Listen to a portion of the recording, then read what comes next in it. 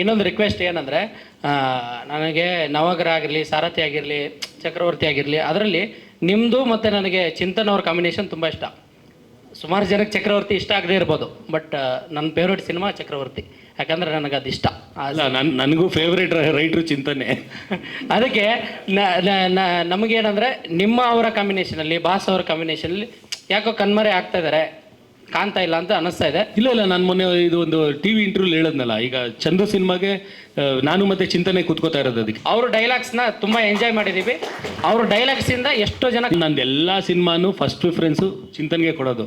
ಅವನು ಇಲ್ಲ ಬಿಸಿ ಅಣ್ಣ, ಹಂಗಣ ಹಿಂಗಣ ಅಂದಾಗಲೇ ನಾನು ಬೇರೆ ಆಪ್ಷನ್ ಅಲ್ಲ ಎಳ್ಕೊಂಡು ಬಂದಾದ್ರೂ ವರ್ಕ್ ಮಾಡಿಸಿ ಯಾರು ಇಲ್ಲ. ಅವ್ನ ಕ್ಯಾರೆಕ್ಟರ್ ಹೆಂಗೆ ಅಂದ್ರೆ ಎಳ್ಕೊ ಬರ್ಬೋದು, ಕೆಲಸ ಮಾಡ್ಸೋಕ್ಕಾಗಲ್ಲ. ಇಲ್ಲ ಅವ್ನ ಮೈಂಡ್ ಸೆಟ್ ಆಗಬೇಕು ಏನಂದ್ರೆ, ಬಟ್ ಇಲ್ಲ ಈ ಸತಿ ಚಂದು ಸಿನಿಮಾಗೆ ಅವ್ನ ಮೈಂಡ್ ಸೆಟ್ ಮಾಡ್ಕೊಂಡಿದ್ದಾನೆ. ಇಲ್ಲ ಅಣ್ಣ ಹಿಂಗೆ ಮಾಡೋಣ ಹಂಗೆ ಮಾಡೋಣ ಅಂತ ಅವನೇ ನನ್ಕಿಂತ ಜಾಸ್ತಿ ಎಕ್ಸೈಟ್ ಆಗ್ಬಿಟ್ಟಿದ್ದಾನೆ. ಇವಾಗ ನಾರ್ಮಲ್ ಆಡಿಯನ್ಸ್ ಬೇರೆ, ಅವ್ರೆಲ್ಲ ಡೈಲಾಗ್ಸ್ನು ಇಷ್ಟಪಡ್ತಾರೆ. ನಾವು ಕಳ್ಸ್ ಅಂತ ಏನಿದೀವಿ, ನಮ್ಗೆ ಚಿಂತನ್ ಅವ್ರ ಡೈಲಾಗ್ ಅಂದಾಗ ತುಂಬ ಇಷ್ಟ ಆಗುತ್ತೆ. ನನ್ಗಿಂತ ಜಾಸ್ತಿ ಚಿಂತನ್ ರೈಟಿಂಗ್ ಇಷ್ಟಪಡೋದು ನನ್ನ ಹೆಂಡ್ತಿ. ಚಿಂತನ್ಗೆ ಅವ್ಳು ನನ್ನ ಹೆಂಡ್ತಿ ಪ್ರಕಾರ Chintan is the best writer. ಅವಳು ಚಿಂತನ್ ನನ್ನ ಜೊತೆಲಿ ಡಿಸ್ಕಷನ್ ಕೂತಿದ್ದಾನಂದ್ರೆ ಅವಳು ಎಕ್ಸೈಟ್ ಇಲ್ಲ, ಏನೋ ಬೇರೆ ಹೊಸದು ಮಾಡ್ತೀರಾ ನೀವು ಅಂತ, ಅಷ್ಟೊಂದು ಕಾನ್ಫಿಡೆನ್ಸ್ ಅವ್ನ ಮೇಲೆ. ಡೈಲಾಗು ಬಿಲ್ಡಪ್ ಥರ ಇರಲ್ಲ ನಾನು ಹೇಳ್ತಿರೋದು. ಅದರಲ್ಲಿ ಒಂದು ಏನೋ ಹೀರೋಯಿಸಮ್ ಇರುತ್ತೆ, ಕಂಟೆಂಟು ಇರುತ್ತೆ, ಎಲ್ಲಾನು ಕನ್ವೆ ಮಾಡ್ತಾರೆ ಅವರು. Best example Navagraha. Life lessons ಇದೆ. ಹೌದು. ಅದನ್ನು ಅವನು ಬರೀ 9 ದಿನದಲ್ಲಿ ಬರೆದಿರೋದು ಫುಲ್ ಫಿಲಮ್ ಡೈಲಾಗ್ಸ್ನ. ಅಷ್ಟು ವರ್ಷದ ಹಿಂದಿಂದ ಆದರೂ ಇವಾಗಲೂ ಆ ಡೈಲಾಗ್ ಕೊಟ್ಟಿರೋ ಕಿಕ್ಕು ನಮಗೆ ಟಿಲ್ನೋ ಯಾವುದಕ್ಕೆ ಹೋಗ್ತೀರ. ಹೌದು, ನಿಜ. ಅದಕ್ಕೆ ಅವ್ರದ್ದು ಜಾಸ್ತಿ ಸ್ವಲ್ಪ ಕನ್ಸಿಡರ್. ಚಂದು ಸಿನಿಮಾಗೆ ನಾನು ಚಿಂತನ್ ಇಬ್ರು ಜೊತೆಲಿ ಕೂತ್ಕೊಂಡೆ ಕೆಲಸ ಮಾಡ್ತಾ ಇದ್ದೀವಿ. ನಮಸ್ಕಾರ ಅಣ್ಣ. ನಮಸ್ತೆ. ಕೊಪ್ಪಳ ಈಗ ಜಾತ್ರೆ ಇದೆ ಅಣ್ಣ. ಯಾವಾಗ? ಕೊಪ್ಪಳದಲ್ಲಿ ಅಣ್ಣ. ಈಗ ಮೊನ್ನೆ 15 ತಾರೀಕು ಜಾತ್ರೆ ಇತ್ತು ಸರ್. ಈಗೆಲ್ಲ ಚಲೋ ಆಗೈತಣ್ಣ. ಈಗ ಸ್ವಲ್ಪ ಪ್ರಮೋಷನ್ ಮಾಡಿದ್ರೆ ಚಲೋ ಆಯ್ತು. ಅಂದ್ರೆ ಹಳ್ಳಿ ಮಂದಿ ಎಲ್ಲ ಬರ್ತಾರಣ್ಣ. ನಮ್ದು ಹೋಟೆಲ್ ಇತ್ತಣ್ಣ ಅಲ್ಲೇ ಶಾರದಾ ಥಿಯೇಟರ್ ಅಪೋಸಿಟ್. ಅಲ್ಲ, ಈಗ ಇನ್ನೂ ಜಾತ್ರೆ ನಡೀತಾ ಇದೆ ಅಲ್ಲ? ಒಂದು ತಿಂಗಳ ಮಟ್ಟ ಇರ್ತೀರಿ. ಅಲ್ಲ, ಇವಾಗ ನಮ್ದು ಸಿನಿಮಾ ರಿಲೀಸ್ ಆದ್ಮೇಲೆ ಸೋಮವಾರದ ಮೇಲೆ ಹೋಗ್ಬೇಕು ಅಂತಿದೀವಲ್ಲ, ಇದನ್ನು ಪ್ಲಾನ್ ಮಾಡ್ಕೊಂಡು ಆ ಕಡೆ ಕೊಪ್ಪಳಗೆ ಗವಿಸಿದ್ದೇಶ್ವರ ಅಂತ ಜಾತ್ರೆ, ಅದು ಇವಾಗ ರನ್ ಆಗ್ತಾ ಇದೆ. ಇನ್ ಕೇಸ್ ಅಲ್ಲಿ ಯಾರಾದರೂ ಡಿಸ್ಟ್ರಿಬ್ಯೂಷರು, ಮೊಯಿನುದ್ದೀನ್ ಥಿಯೇಟರ್ ಅದು ಎಲ್ಲ ಇದೆ ಅಲ್ಲ, ಆ ಕಡೆಯವರೆಗೆ ಸ್ಟ್ಯಾಂಡೀಸು ಅಥವಾ ಫ್ಲೆಕ್ಸು ಏನೋ ಒಂದು ಟ್ರೈ ಮಾಡಕ್ಕೆ ಹೇಳಿ. ಯಾಕಂದ್ರೆ ಹೋಗಿದೆ ಅದು. ಅಲ್ಲಲ್ಲ, ಥಿಯೇಟ್ರಲ್ಲಿ ಇರೋದು ಬೇರೆ, ಆ ಜಾತ್ರೆಯಲ್ಲಿ ಏನಾದರೂ ಕನ್ವೆ ಮಾಡೋ ಥರ ಮಾಡ್ಕೊಂಡ್ರೆ ಒಂದು ವಿನಾಯಿಲ್. ಯಾಕಂದ್ರೆ 10-12 ಲಕ್ಷ ಅಂದ್ರೆ ಈಗ ಕಾಮನ್ ಟಾಕ್ ಅಲ್ಲ, ಒಂದ್ ಕಡೆ ಸೇರ್ಸಕ್ ಆಗೋದೇ ಇಲ್ಲ ಜನನ. ಅಲ್ಲ, ನಮ್ಗೂ ನಾವು ಡಿಸ್ಟ್ರಿಬ್ಯೂಟರ್ ಜೊತೆಲೆಲ್ಲ ಮಾತಾಡಿದಾಗ ಎಲ್ಲರೂ ಅದೇ ಹೇಳೋದು, ನಮಗೆ ಈ ಕಡೆ ಸೈಡ್ ಕಲೆಕ್ಷನ್ ಬರುತ್ತೆ, ಆ ಕಡೆ ಸೈಡ್ ಕಲೆಕ್ಷನ್ ಬರಲ್ಲ ಅಂತ. ಏನಕ್ಕೆ ಬರಲ್ಲ ಅಂತ ನಂಗೂ ದೊಡ್ಡ ಕನ್ಫ್ಯೂಷನ್ ಇತ್ತು. ಈಗ ನೀವು ಹೇಳಿದ್ಮೇಲೆ ಗೊತ್ತಾಗ್ತಿದ್ದು, ನಾವು ಬಂದಿಲ್ಲ ಅದಕ್ಕೆ ಕಲೆಕ್ಷನ್ ಬರ್ತಿಲ್ಲ ಅಂತ. ಥಿಯೇಟರ್ಗೆ ಬಂದಿದೆ, ಸಿನಿಮಾ ಬಂದಿದೆ ಅಂತ ನಮ್ಮ ಮನೆಗೆ ಗೊತ್ತಾಗಬೇಕಲ್ಲ. ಕರೆಕ್ಟ್, ಅದೇ ನಾವು ಮಾಡ್ತಿರೋ ಮಿಸ್ಟೇಕ್. ಈಗಲೇ ಅದ ಅರ್ಥ. ಇವಾಗ ನಿನ್ನೆ ಹುಬ್ಳಿ ಸುಧಾ ಥಿಯೇಟ್ರಲ್ಲಿ ಜನ ಇಲ್ಲ, ಸಿನಿಮಾ ನೋಡಿದವರೆಲ್ಲ ಸೂಪರ್, 10 ಜನ ಇದ್ದವರು ಸೂಪರ್ ಅಂತಾರೆ.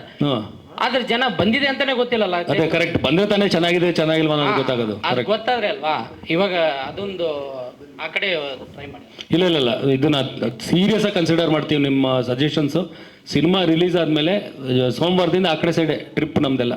ಉತ್ತರ ಕರ್ನಾಟಕದಲ್ಲಿ ಕಂಪ್ಲೀಟ್ ಇವಾಗ ಜಾತ್ರೆ ಸಮಯ, ಅಂದರೆ ಈಗ ಸಂಕ್ರಾಂತಿ ಆದ ತಕ್ಷಣ ಜಾತ್ರೆಗಳು ನಡೀತಾ ಇರುತ್ತೆ.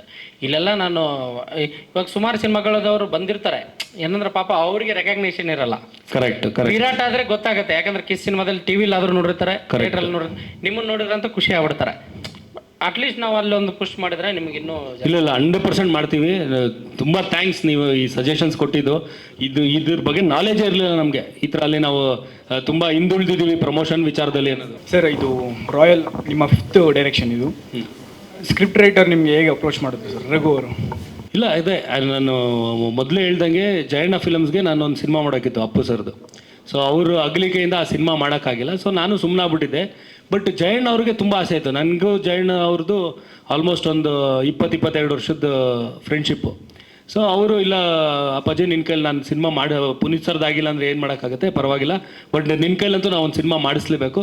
ಸೊ ಒಂದು ಸಿನಿಮಾ ಮಾಡೋಣ ಬಾ ಅಂತ ಕರೆದ್ರು. ಆಮೇಲೆ ಅವರೇ ಹೇಳಿದ್ದು, ವಿರಾಟ್ದು ಡೇಟ್ಸ್ ಇದೆ ನಮ್ಮ ಹತ್ರ. ಆ್ಯಂಡ್ ಇನ್ನೊಂದೇನೆಂದರೆ ನಮ್ಮ ಇಂಡಸ್ಟ್ರಿಲಿ ಈಗ ತುಂಬ ಹೀರೋಗಳು ಕಮ್ಮಿ ಇದ್ದಾರೆ. ಅಂದರೆ ಹೊಸ ಹೀರೋಗಳು ಈಗ ಹೊಸದಾಗಿ ಬರೋ ನಿರ್ದೇಶಕರುಗಳಿಗೆ ಏಕ್ದಡಮ್ ದೊಡ್ಡ ಸ್ಟಾರ್ದು ಸಿನಿಮಾ ಮಾಡೋಕ್ಕಾಗಲ್ಲ. ಸೊ ಅವರು ಅವ್ರದ್ದು ಹೊಸ ಹೀರೋಗಳ ಜೊತೆಲಿ ಮಾಡೇನೆ ಅವ್ರ ಕಥೆನ ಹೇಳೋ ರೀತಿ ತೋರಿಸಿದ್ಮೇಲೆ ಅವ್ರು ಆ ಡೈರೆಕ್ಟರ್ಗಳೂ ಅವ್ರನ್ನ ಪ್ರೂವ್ ಮಾಡ್ಕೊಳಕ್ಕಾಗೋದು. ಅದಾದ್ಮೇಲೆ ಬೇಕಾದ್ರೆ ದೊಡ್ಡ ಸ್ಟಾರ್ಗಳ್ದು ಮಾಡ್ಬೋದು. ಸೊ ಅದಕ್ಕೋಸ್ಕರ ಒಬ್ಬ ನಾವು ನಮ್ಮ ಸಂಸ್ಥೆಯಿಂದ ಒಬ್ಬ ಹೀರೋನ ಕೊಡಬೇಕು, ಸೊ ಅದಕ್ಕೋಸ್ಕರ ಒಂದು ಸಿನಿಮಾ ಮಾಡಿಕೊಡು ಅಂತ ಕೇಳಿದ್ರು. ಸರಿ ಆಯಿತು ಅಂತ ಆ್ಯಕ್ಚುಲಿ ಅವರೇ ನನಗೆ ಉಲ್ಟಾ ವಿರಾಟ್ನ ತಂದು ಕೊಟ್ಬಿಟ್ಟು ಅವರೇ ಅಪ್ರೋಚ್ ಮಾಡಿದ್ದು. ಅದನ್ನು ವಿರಾಟ್ನ ಮೈಂಡಲ್ಲಿ ಇಟ್ಕೊಂಡೆ ಈಗ ಕತೆ ಮಾಡಿ. ಈಗ ನಂದು 5 ಸಿನಿಮಾಲಿ ಸಾರಥಿ ಮತ್ತು ರಾಯಲ್ 2 ಸಿನಿಮಾ ಹೀರೋನ್ ಮೈಂಡಲ್ಲಿ ಇಟ್ಕೊಂಡು ಕತೆ ಮಾಡಿರೋದು. ಸೊ ಇದು ವಿರಾಟ್ಗೋಸ್ಕರನೇ ಈ ಥರ ಕತೆ ಮಾಡಬೇಕು ಅಂತಲೇ ಮಾಡಿದ್ದು. SS TV ಸಿನಿಮಾ ಜಗತ್ತಿನ ಕ್ಷಣ ಕ್ಷಣದ ಸುದ್ದಿಯೊಂದಿಗೆ.